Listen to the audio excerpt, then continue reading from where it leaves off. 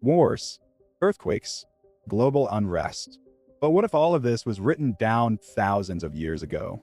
What if the Bible didn't just predict it, but told us exactly what's coming next? Now, pause for a moment. What if we're not just living in troubled times, but in times that were prophesied? What you're about to hear might change the way you see history, the Bible, and even the world around you. For centuries, the Bible has held within it words that some believe are not just spiritual guidance, but actual prophecies. Words written thousands of years ago by men who claim to be inspired by God, pointing to events that are only now beginning to unfold. In this video, we begin a two-part journey. One that looks at the ancient prophecies of Scripture and asks, are they slowly coming true? Let's begin with the ones that already have. Section 1. Prophecies that have already come to pass. One of the clearest examples of fulfilled prophecy can be found in the ancient city of Babylon. In the book of Isaiah, written around 700 BC, the prophet boldly declares, Babylon, the jewel of kingdoms, the glory of the pride of the Chaldeans, will be overthrown by God like Sodom and Gomorrah. Isaiah 13 verse 19. At the time, Babylon was powerful and thriving, the New York City of its day. Yet Isaiah predicted its total destruction, not just military defeat, but desolation. Fast forward 2 centuries later, the city fell to the Medo-Persians under Cyrus the Great, just as prophesied. With a striking part, Babylon was never rebuilt. Today, its ruins lie silent in Iraq, just as Isaiah foretold. A city once full of life, now just dust and memory. And then there's the prophecy of Jesus Christ, foretold over 700 years before his birth. In Isaiah chapter 53, a mysterious figure is described. He was pierced for our transgressions. He was crushed for our iniquities. By his wounds, we are healed. Isaiah 53 verse 5. He is silent before his accusers. He is rejected. He bears the sins of many. This isn't poetic language. It's a detailed description of the crucifixion, written centuries before the Romans even invented crucifixion. And Jesus wasn't just a fulfillment of Isaiah's words. Over 300 Old Testament prophecies point to him: his birth in Bethlehem, his betrayal for 30 pieces of silver, his resurrection on the 3rd day. One mathematician estimated that the chance of just 8 of these being fulfilled in one person is 1 in 10 to the 17th power. That's like covering the entire state of Texas in silver coins 2 feet deep and picking out 1 marked coin on the first try. But it doesn't stop there. Section 2. Prophecies of the end. Are we living in them now? In Matthew chapter 24, Jesus sits with his disciples on the Mount of Olives. They ask him, what will be the sign of your coming and of the end of the age? What he says next sounds eerily familiar. You will hear of wars and rumors of wars. Nation will rise against nation. There will be famines and earthquakes in various places. Matthew 24 verses 6 to 7. Sound familiar? We've always had conflict, yes. But in the last 100 years, we've witnessed 2 world wars, nuclear threats, ongoing conflict in the Middle East, and a rising tide of civil unrest across nations. We've also seen natural disasters increasing in both frequency and intensity. Wildfires, hurricanes, floods, earthquakes. Some say it's just climate change. Others believe it's something deeper, something prophetic. Jesus also said, many will turn away from the faith and betray and hate each other. Because of the increase of wickedness, the love of most will grow cold. Matthew 24 verses 10 to 12. If we look at our world today, this hits uncomfortably close to home. Church attendance is dropping. Truth has become subjective. Morality is being redefined. Compassion, empathy, forgiveness, these seem harder to find. We're more connected than ever, yet more divided than we've ever been. And yet, amidst all of this, the Bible doesn't tell us to fear. It tells us to be watchful. So what does all of this mean? Are these signs mere coincidences or divine signals? In the next part of the series, We'll explore the most controversial and mysterious prophecies of all: the rise of a one-world system, the mark of the beast, and the strange return of Israel after 2,000 years of exile.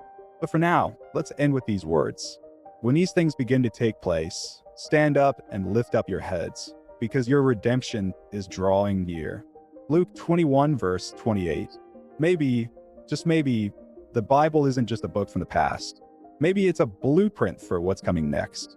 In the first part of this video, we explored some of the most astonishing prophecies of the Bible, ancient predictions that have already come true and signs that seem to mirror our world today.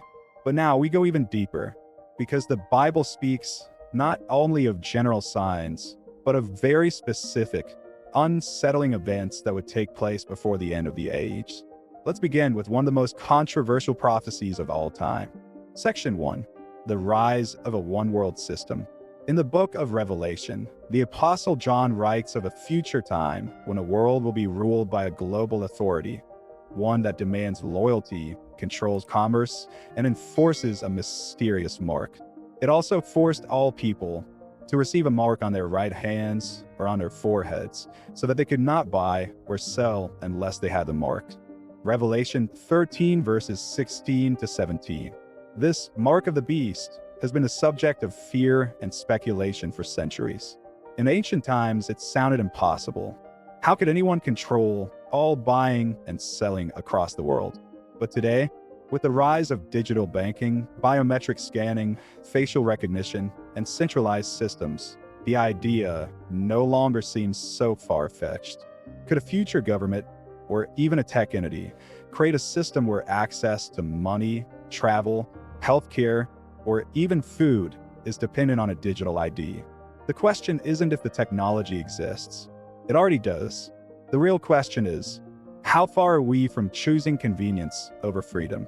Some believe this prophecy is unfolding quietly, through systems that seem helpful on the surface, but may one day become tools of control. Whether symbolic or literal, the warning is clear. There will come a time when allegiance to God and survival in the system may collide. Section 2. The miracle of Israel's return. But among all biblical prophecies, there's one that many consider the most undeniable sign that we are living in prophetic times: the rebirth of the nation of Israel. In Ezekiel 37, the prophet describes a haunting vision. I saw a valley full of dry bones. Suddenly, the bones came together, flesh grew upon them, and breath entered them. It stood up a vast army. Ezekiel 37 verses 1 to 10. God then explains, the bones of the people of Israel scattered and dead in exile. But one day, he will bring them back to life, restore them as a nation.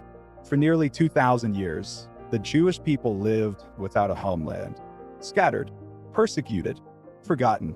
But on May 14th, 1948, against all odds, Israel became a nation again. In a single day, just as Isaiah had predicted. Can a country be born in a day, or a nation be brought forth in a moment? Isaiah 66 verse 8. Yes, it happened. And since then, Jews from every corner of the globe have returned, fulfilling what the Bible called the Great Regathering. No other ancient people has lost its land, its language, and its national identity, only to reclaim it centuries later. This is not just history. This is prophecy fulfilled in real time. Section 3. What does this mean for us? So what do we do with all of this? Are we supposed to panic? Hide? Predict exact dates for the end? Not at all. The Bible does not give us prophecy to stir fear. It gives us prophecy to stir faith. Jesus himself warned, but about that day or hour no one knows. Therefore keep watch, because you do not know on what day your Lord will come. Matthew 24 verses 36 and 42. The point isn't to obsess over charts or conspiracy theories. The point is to live ready. To live like this world is not our final home. To walk in the light while others chase shadows. To love deeply, pray constantly, forgive freely, and above all, to place our hope, not in systems or leaders, but in the one who holds all things together. Because whether these prophecies are unfolding slowly or rapidly, one truth remains. The grass withers and the flowers fall, but the word of our God endures forever.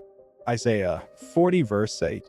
Maybe you felt it too, that sense that something is shifting, that the world as we knew it is changing, that the time to seek answers is now, not later. If so, don't run from that feeling. Lean into it. The Bible isn't just a dusty book from the past. It's a living message, a divine compass, a warning and an invitation. To every heart that's searching, to every soul that's tired of the noise, to everyone who wonders, is there more? There is, and his name is Jesus. If this video spoke to you, share it, comment, tell your story, because you're not alone. Millions are waking up, and maybe, just maybe, God is calling you too. Until next time, stay alert, stay humble, stay ready.